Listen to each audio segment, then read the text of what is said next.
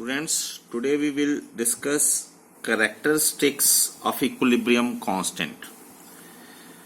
Equilibrium constant की definition हमने कल पढ़ी थी कि equilibrium constant is the ratio of the molar concentration of each product to the molar concentration of each reactant raised to power the number of product and number of reactant, which are also called stoichiometric coefficient at given temperature in balanced chemical equation.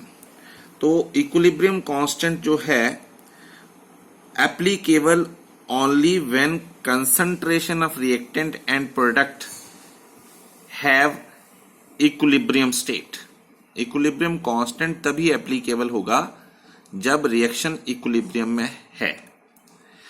Now, second is equilibrium constant is independent of the original concentration of reactant. क्योंकि शुरू में मान लिया हमने 10 moles लिए हैं reactant के, तो प्रोडक्ट का तो शुरू में नंबर ऑफ मोल्स 0 होगा. कुछ टाइम के बाद इसके 5 मोल्स इसमें कन्वर्ट हो गए, तो बाकी कितने रह गए? 5 मोल्स. तो इक्विलिब्रियम जो है वो 5 और 5 मोल्स पर डिपेंड करेगा, ना कि 10 मोल पर. Mean equilibrium do not depends upon original concentration of reactant. Third is equilibrium constant has definite value for every reaction at particular temperature. Particular temperature पर इक्विलिब्रियम कांस्टेंट की एक डेफिनाइट वैल्यू होती है. हर reaction के लिए इक्विलिब्रियम कांस्टेंट जो है उसकी अलग अलग वैल्यू होती है. जैसे ये रिएक्शन है, hydrogen reacts with iodine to give 2 time hydroiodic acid. So इसका इक्विलिब्रियम कांस्टेंट जो है वो आ गया HI⁻² upon H2 and I2. Square bracket में लिखना होता है क्योंकि ये मोलर कंसंट्रेशन है. इस रिएक्शन के लिए जो इक्विलिब्रियम कांस्टेंट है उसकी वैल्यू है 48. ठीक है, और कोई और रिएक्शन होगा तो उसके इक्विलिब्रियम कांस्टेंट की वैल्यू कुछ और होगी. अब कुछ कैरेक्टरिस्टिक्स जो है कि इक्विलिब्रियम कांस्टेंट की वैल्यू किस ढंग से चेंज होती है वो हम देखेंगे.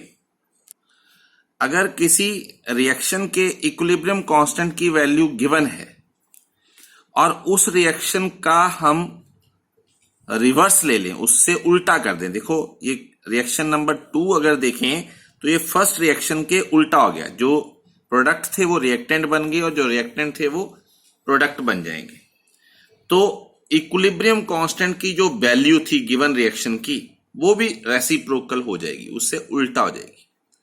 क्योंकि इक्विलिब्रियम जो है वो उल्टा कर दिया है, प्रोडक्ट रिएक्टेंट में कन्वर्ट हो गए हैं, रिएक्टेंट प्रोडक्ट में कन्वर्ट हो गए हैं. तो इक्विलिब्रियम कांस्टेंट जो इसका K-C है वो 1/KC हो जाएगा.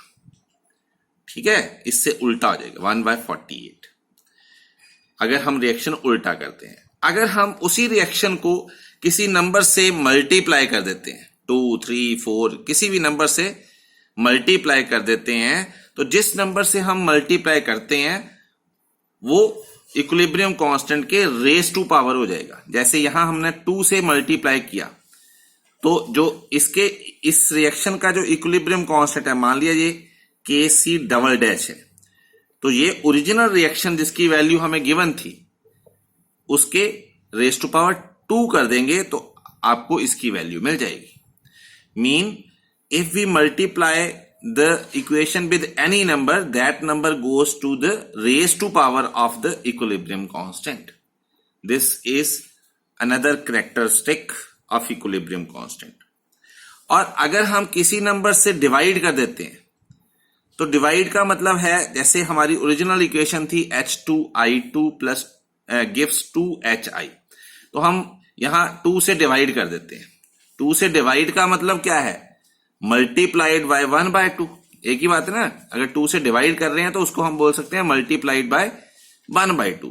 और हमने पढ़ा कि जिस नंबर से हम मल्टीप्लाई कर देते हैं वो इक्विलिब्रियम कांस्टेंट के रेज टू पावर चला जाता है. तो अब वैल्यू क्या आ जाएगी, जो इक्विलिब्रियम कांस्टेंट की वैल्यू थी 48, उसके रेज टू पावर 1/2। तो ये जो कैरेक्टरिस्टिक्स हैं कि किस ढंग से इक्विलिब्रियम कांस्टेंट चेंज होता है वो हमें पता होनी चाहिए। अब इससे रिलेटेड कुछ एग्जांपल देखते हैं। हमारे पास एक रिएक्शन है 2 time A reacts with 2 time B2, reactant आगे to give 2 time AB2। Equilibrium constant की वैल्यू Kp जो है in terms of pressure 4 given है। Calculate Kp for these reaction, ये 2 रिएक्शन दिए। तो अब A रिएक्शन को देखो, A रिएक्शन जो है, जो ओरिजिनल रिएक्शन है उसका अपोजिट हो गया है। 2AB2 gives 2A 2B2। तो जो इसका इक्विलिब्रियम कांस्टेंट आएगा Kp जो पूछा है इसने, वो क्या आएगा, जो ओरिजिनल रिएक्शन का Kp है उसका रेसिप्रोकल 1/4, क्योंकि रिएक्शन उल्टा किया आपने तो इक्विलिब्रियम कांस्टेंट रेसिप्रोकल आ जाएगा 1/4। ऐसे ही अगर हम बी रिएक्शन की बात करें तो वो रिएक्शन तो एज इट इज ही है, सिर्फ आपने क्या किया 2 से डिवाइड, तो ये इक्वेशन बन जाएगा। 2 से डिवाइड का मतलब मल्टीप्लाइड बाय 1/2, मल्टीप्लाइड बाय 1/2। तो जो Kp आ जाएगा वो क्या आ जाएगा, जो उसका इक्विलिब्रियम कांस्टेंट है उसके रेज टू पावर, जिससे भी मल्टीप्लाई करते हैं वो उसके रेज टू पावर आ जाएगा, मीन √4। तो आंसर क्या आ गया 2। ओके, एक और रिएक्शन देखते हैं। Reaction is given 2 time sulphur dioxide reacts with oxygen to give 2 time sulphur trioxide and value of equilibrium constant in terms of pressure is 256। Calculate Kp for this reaction. अब अगर हम ध्यान से इस रिएक्शन को देखें तो ये रिएक्शन इससे उल्टा है, प्रोडक्ट रिएक्टेंट में आ गया, और साथ में अगर उल्टा है तो इसका जो इक्विलिब्रियम कांस्टेंट है वो क्या आएगा, इसके इक्विलिब्रियम कांस्टेंट का रेसिप्रोकल 256, 1/256 उल्टा कर दिया। पर साथ में एक और ऑपरेशन लगाया इसमें कि इसको 1/2 से डिवाइड भी किया। 2 से डिवाइड करके ये आएगा, 2 से डिवाइड का मतलब है मल्टीप्लाइड बाई 1/2। मैं सिर्फ मल्टीप्लाई का रूल सिखा रहा हूं, आपको अलग बुक में डिवाइड का रूल भी सिखाया होगा, फिर कंफ्यूजन होता है।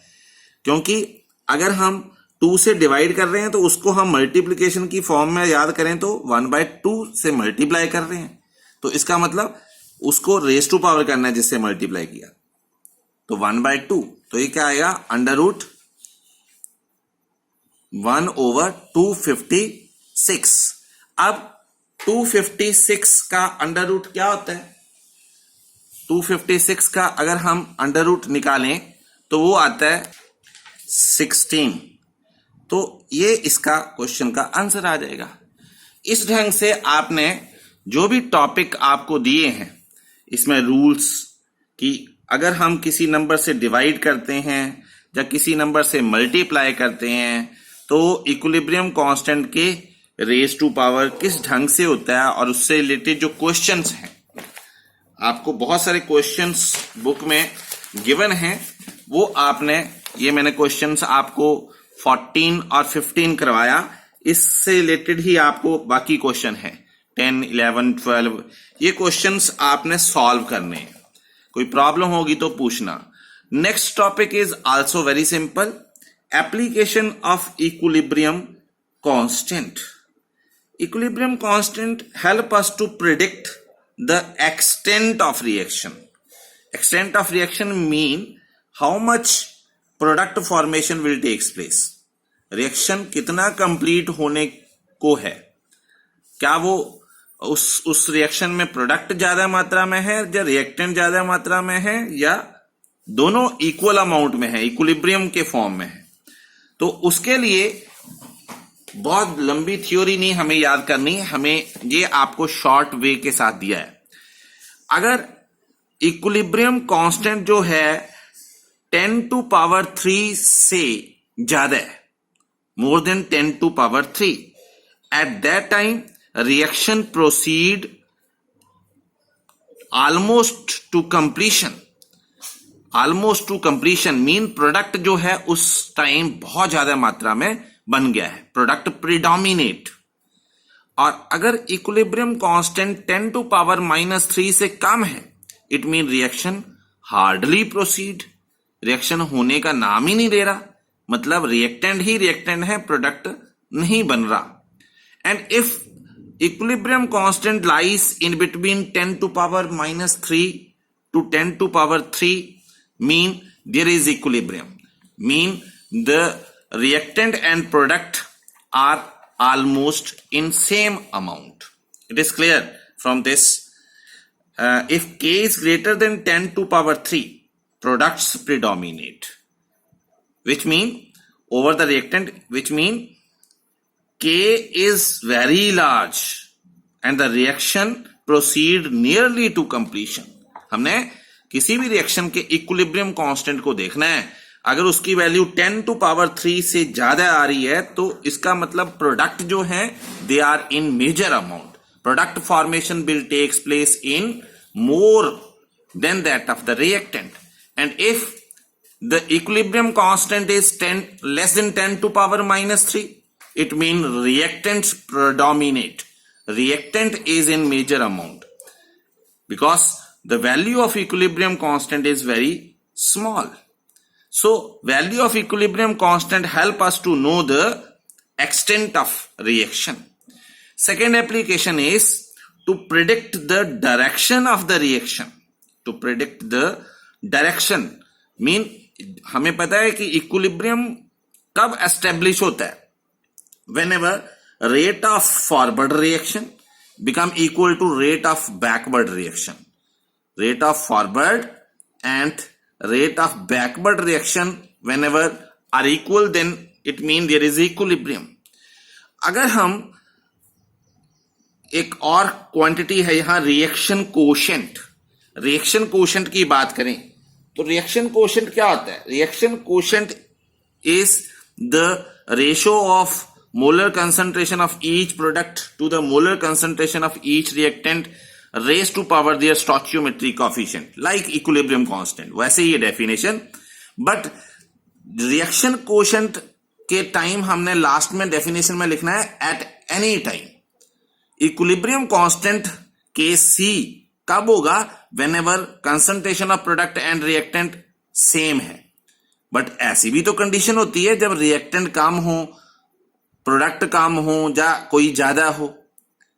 इक्विलिब्रियम कांस्टेंट तो तभी आएगा whenever Q C is equal to 1, जब इन दोनों की कंसंट्रेशन बराबर है प्रोडक्ट और रिएक्टेंट की. If it is equal to 1 it mean there is equilibrium, but if it is greater than 1 और less than 1 it mean there is no equilibrium. It mean there is no equilibrium.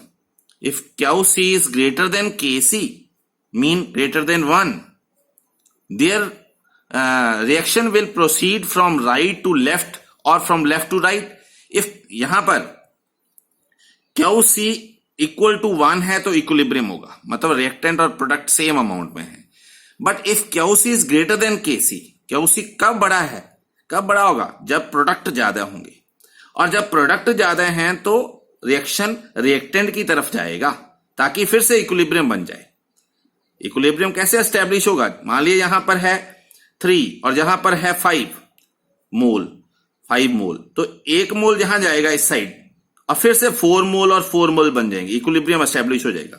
Mean direction of reaction क्या होगी? Reverse, from right to left whenever QC is greater than KC. If QC is less than KC then reaction proceed from left to right. क्योंकि QC कम है तो कम कब हुआ? जब आपके रिएक्टेंट ज्यादा अमाउंट में है तो वो प्रोडक्ट वाली साइड रिएक्शन जाएगा, फॉरवर्ड डायरेक्शन. और ये मैंने पहले ही बता दिया, if both are equal then equilibrium is there. So यहां तक आपने टॉपिक करना है, इससे रिलेटेड न्यूमेरिकल्स और क्वेश्चन करो. If any problem you can call me any time. Thank you.